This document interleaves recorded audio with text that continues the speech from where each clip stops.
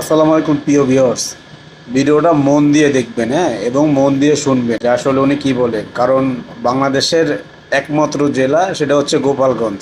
বঙ্গবন্ধু শেখ মুজিবুর রহমানের নেতৃত্বে যে বাংলাদেশ স্বাধীন হয়েছে, সেই বাংলাদেশে আজও কেন সাটুগারিতা মিডিয়া দেখতে হবে? রাজনীতির পক্ষ বিপক্ষ থাকতে পারে, আমার দল বেদল থাকতে পারে, কিন্তু বাংলাদেশের মধ্যে কিছু কিছু জায়গা আছে, সেন্সিটিভ জায়গা, যেমন শহীদ প্রেসিডেন্ট জিয়াউর রহমান, মাওলানা আব্দুল হামিদ খান ভাসানী, হাজার বছরের শ্রেষ্ঠ বাঙালি বঙ্গবন্ধু শেখ মুজিবুর রহমান।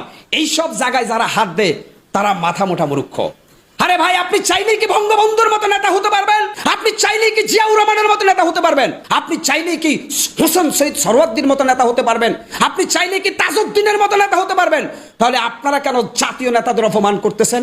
আপনারা কেন স্বাধীনতার স্থপতি যারা, তাদেরকে ছোট করতেছেন? আপনাদের হাতে কি দেশ নিরাপদ? বাংলাদেশের যারা জন্ম দিয়েছে তারা আজকে পৃথিবীতে নেই, তারা হত্যার শিকার হয়েছে বা তারা ষড়যন্ত্রের শিকার হয়েছে, কিন্তু কিয়ামত পর্যন্ত তাদের ইতিহাস স্বর্ণাক্ষরে লিখা থাকবে।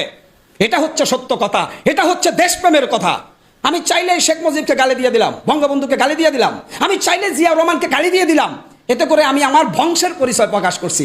ব্যবহার বংশের পরিচয়।